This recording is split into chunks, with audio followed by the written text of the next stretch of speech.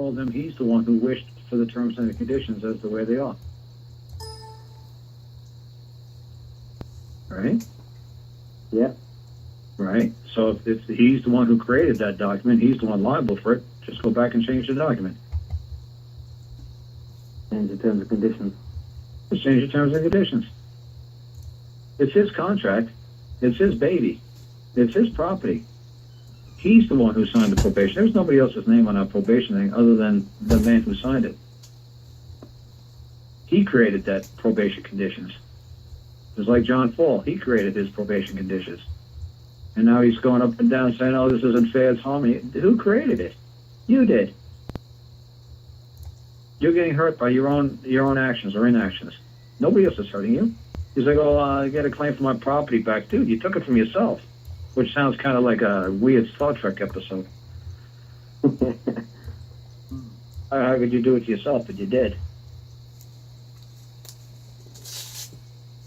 Like I said, no matter who painted that Picasso painting, you got to have 500 people helping him paint that painting. The bottom line is, who signed the bottom of that painting? Picasso. Guess who's liable for that? Picasso. Guess who created that document, that parchment, that piece? Picasso. Whose name's on the bottom of John Fall's probation terms and conditions? John Falls. He created it. He created the terms and conditions. Nobody put a gun to his head and told him to do it. Karl, in my case, I didn't have a probation agreement. I had a bond. Is that the same thing? I don't care. I don't care if it's called an ishkabibble. I don't care. I don't care what you call it. Did you sign something? Yeah. Then it's yours. Call it an ishkabibble, a kavich. I don't care what you call it. Call it whatever you want.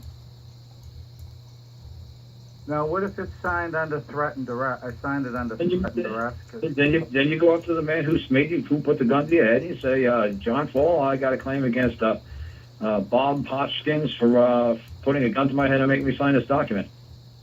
Okay. Got any proof that anybody put a gun to your head?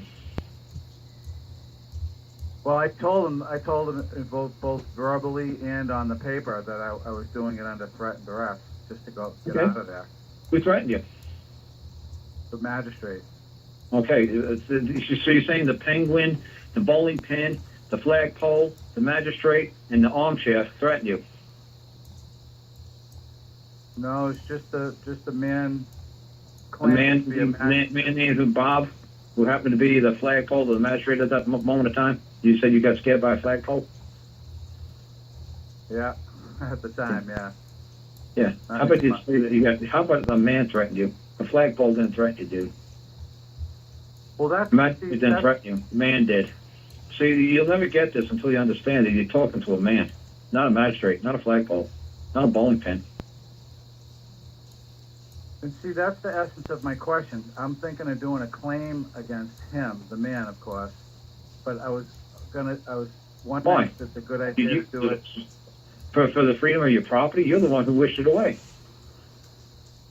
Well, no, I filed a letter in there the very next day saying that I was threatened into it. All right. And who did you write it to? I put a, at the time I didn't know any of your stuff. This is going back a year ago now. This happened to me. So I put... Hey, Gus. Yeah. Hey, Chico. Chico, who's that? Who signed the damn thing? Whoever signed the damn thing, it's their baby. They created it as far as I'm concerned.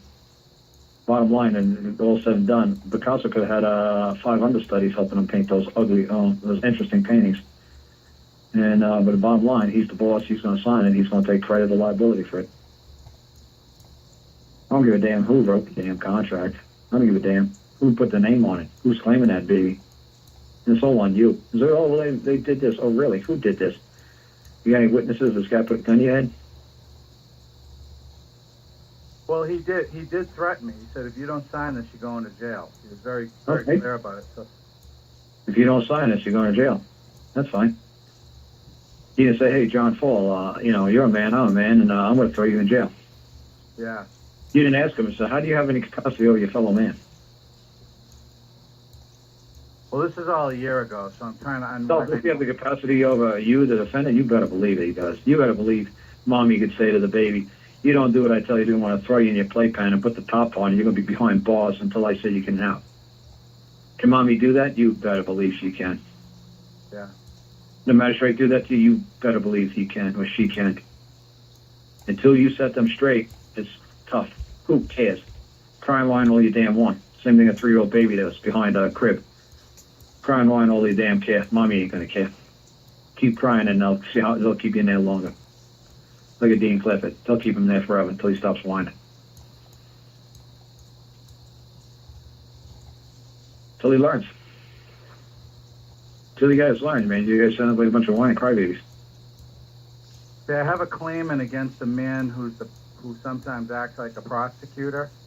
Uh-huh. But I was thinking, rather than file a whole new claim against a man who sometimes acts like a magistrate, I'd kill two birds with one stone and do a return of property hearing and invite that man who acts like a magistrate into that. Yeah, I heard the property that you were claiming, your liberty. That's kind of funny.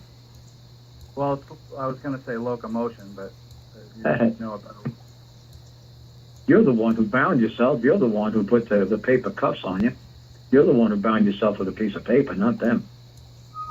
Even with the under threatened arrest on there? Under threatened arrest of what? Who threatened you? The man. And who did you report them to? And tell me that you did something that was out of the customs, out of the practice and policies of what they normally do, 40 hours a week. Tell me that they did something unusual to you that they didn't do to everybody else in their common practice and their common law. They did the same to you as they did to everybody else. They didn't single you out. This is the way they treat everybody. Just like if you were in Saudi Arabia or in Iraq, Iran, you stole an apple, they cut your hand off. You know what? You could bitch and cry and whine, they cut your hand off, but did they do anything out of their customs, policy, practices, or beliefs? No. That's the way it goes there. So, that's the common beliefs, that's the common law of your land. You better explain to them that you don't subscribe to those beliefs, and you better do it before you chop your hand off, because once they do, hey, what do you want to do about it now? And anyone complain about it? Next time you go out in public, you better know what public you're walking into. You walk in a Queen of Hearts court, you better know how to play the game.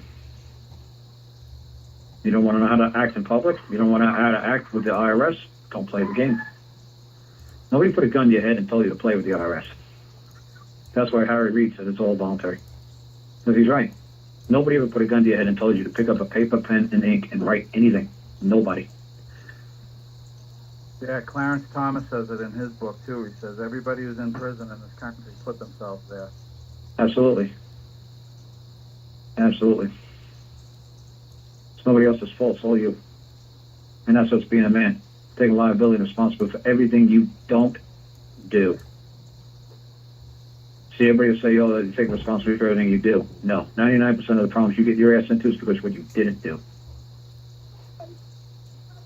But everybody says, oh, no, you get in trouble for what you did. No. What you didn't do.